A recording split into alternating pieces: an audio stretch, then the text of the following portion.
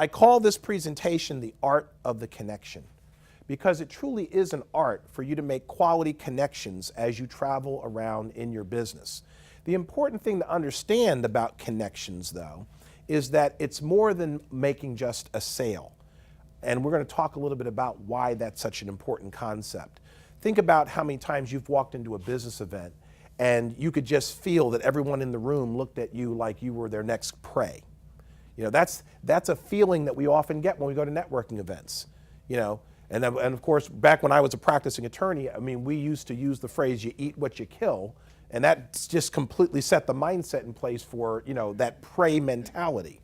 You know, I want to encourage you first and foremost to start praying with people instead of preying on them.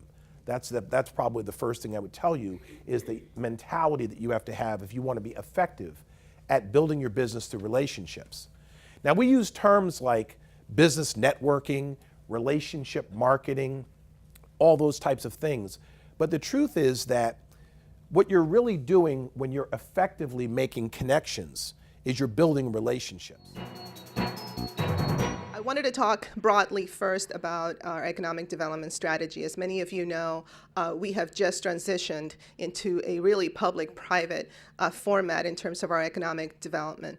Before, we had an economic development department, and we feel that Montgomery County, as it is today, really needs to jump into the 21st century because we have extraordinary assets as being part of this metropolitan Washington region, and we feel also that because of our biotech, life science endeavors, as well as this growing county, really it was time to take a different look and a different approach. So as you know, now we have a Montgomery County Economic Development Corporation, which is a real exciting endeavor. And I think especially for small businesses, we need to ensure, and this is one thing that the County Council was very adamant, was that this Economic Development Corporation needs to focus very strongly on small business development, because you are really the engine of this economic development strategy here in the county.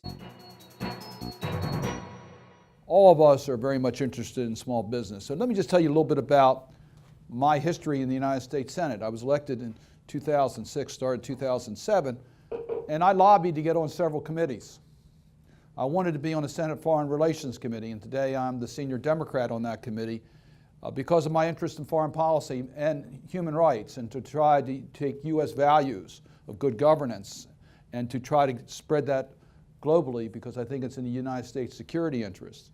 And I lobbied to get on the Senate Finance Committee that has our tax code and our health code. And later today, there will be a hearing of the Senate Finance Committee on the Affordable Care Act. I wanted to be part of that debate.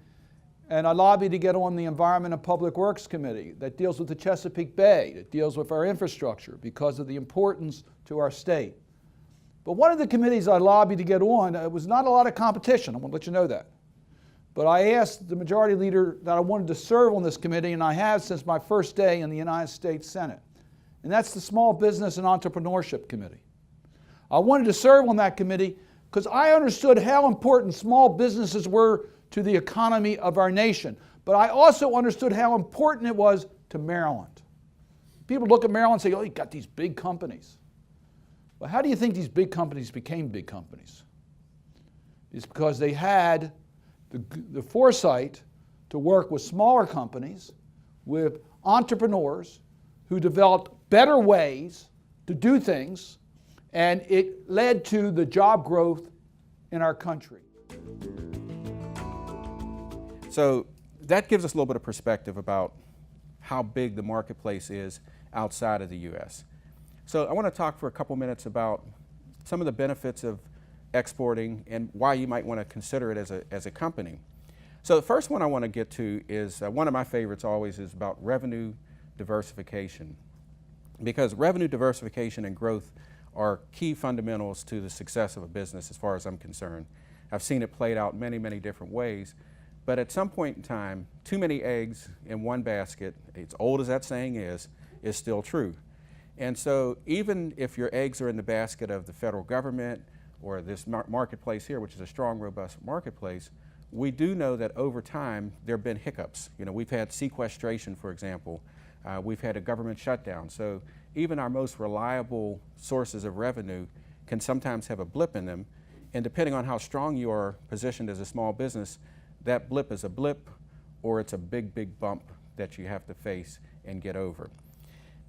Another part about this revenue diversification is that we find that companies who export grow faster, and according to a study, they actually stay in business 8.5% longer than those businesses who don't export. So if longevity of your business is important, exporting is a way to be able to make that happen. And of course, anytime you have multiple streams of revenue, whether it's your domestic market here and your international, when one does have an upturn or a downturn, you've got something to balance against it, particularly on the downturn side. So diversification is a critical piece to me of any business strategy to make sure you've got as many income sources as possible.